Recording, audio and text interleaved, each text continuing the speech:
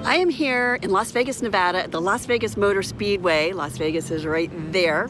And we are here to drive this.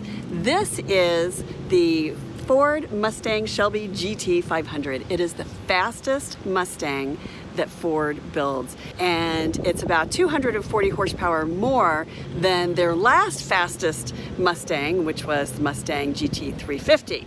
So let's break down the name a little bit for you. So Ford, you get Mustang, of course we love Mustang. Shelby, so Shelby is the heritage brand named after Carroll Shelby, Ford's racing engineer, who put Ford on the world stage with performance cars. GT for Grand Touring and 500 for the next fastest car that they built.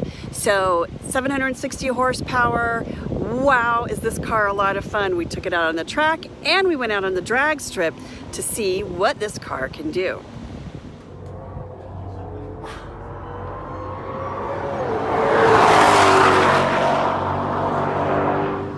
The Shelby Mustang GT500 gives you several track modes. Comfort mode is perfect for street driving.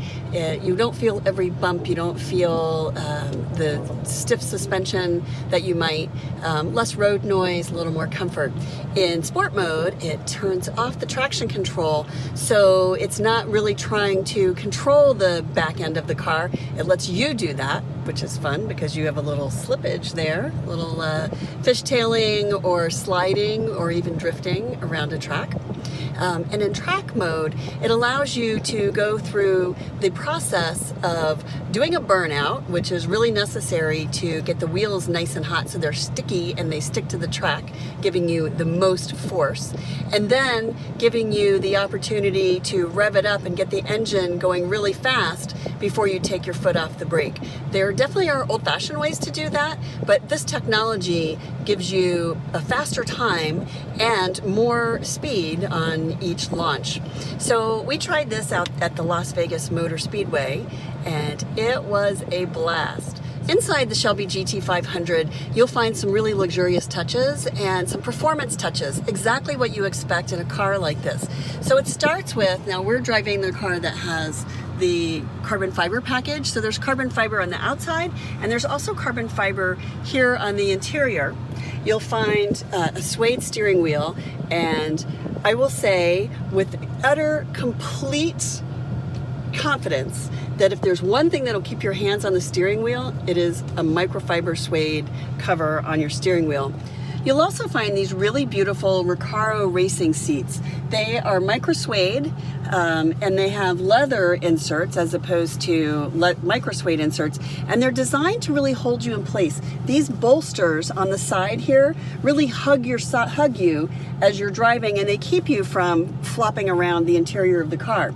And then there's slots here for a 5-point harness for a true performance driving or racing harness, which is something that if you're going to drive the car the way it should be driven, where it should be driven, you need that. Another notable feature about the Shelby GT500, no back seat. Well, that's an option. You can order it with a back seat or you can order it without. If you're really going to race this car, you don't need a back seat. And honestly, you can only fit really small people back there, or maybe a handbag. There is a shelf so you can put a handbag or groceries or things like that back there. You just can't put passengers. If you're going to race this car, you probably don't really want a back seat because it just adds weight, which slows you down and definitely adds to your time. Quiet mode is really great for keeping peace with your neighbors, but if you want them to know that you're on your way, put it into sport mode and they will hear you before you get there.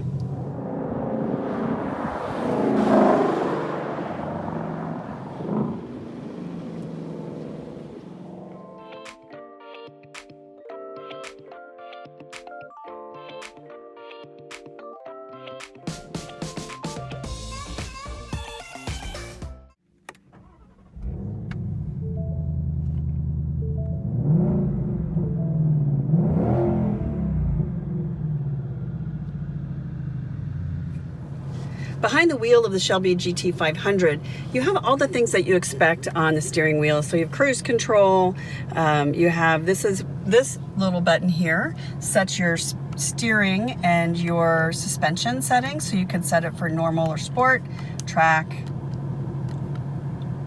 normal and sport.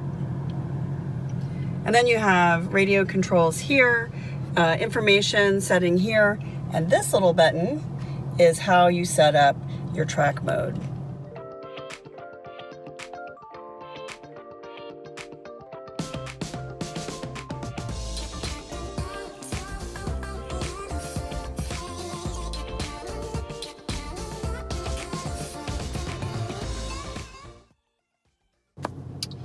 But the real heart of the Shelby GT500 is right here. These functions give you some of the best features at your fingertips. You can turn off your traction control here, you can set your drive modes here, or you can use this to enhance the sound. So by flipping this button, we can set it for quiet mode. So listen. We can set it for normal. Or we can set it for sport.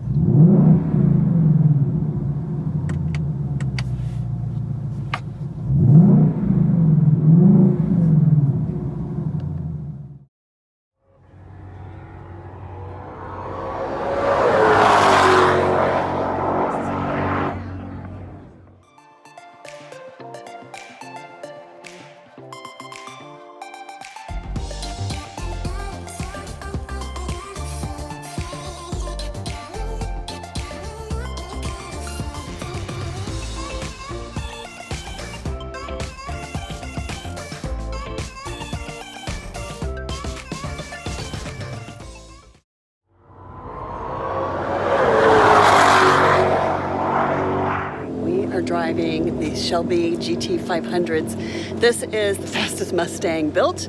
You can go to a Ford dealer, you can buy it, and you can bring it right out here and drive it. So the first thing he's going to do is a burnout, and basically that gets the tires hot so they stick to the track.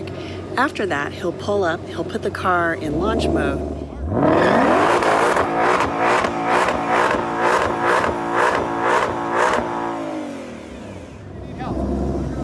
The driver will drive up and wait for a blue light to go on there on the indicator. They call that the tree. And when he gets the blue light,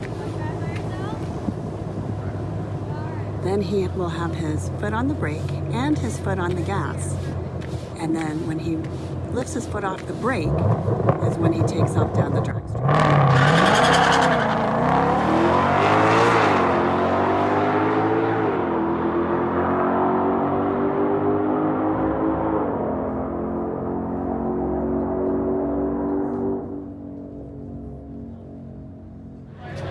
That was his time, but I want to show you something. This is my time. How beautiful it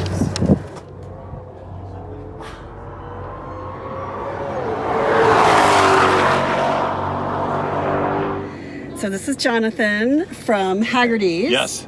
And we are in a 1967 Ford Mustang Shelby GT500. So this is the OG. This is the original. I'm going to show you what this looks like. All right, so this is what it looks like inside the original Shelby GT500. Tell us a little bit about this car. So this is the first year for the GT500. It has a 428 cubic inch big block with engine with dual 4-barrel carburetors. It was factory rated at 355 horse with 420 foot-pounds of torque.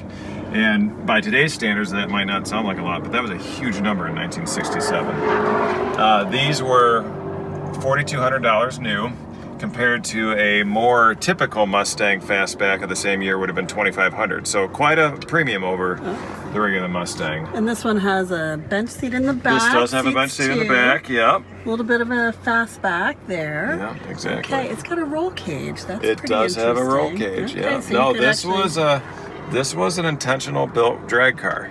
Wow. Oh, wow, okay. Yeah. So as compared to the GT350 in those days, that was more of your, road going car, road course car. This was intentionally a drag car. All It's right. got a massive engine crammed on there. It's actually it was clear that this initially was not designed to have an engine that size up there. It's just absolutely shoehorned in there. That's what makes it fun. All right.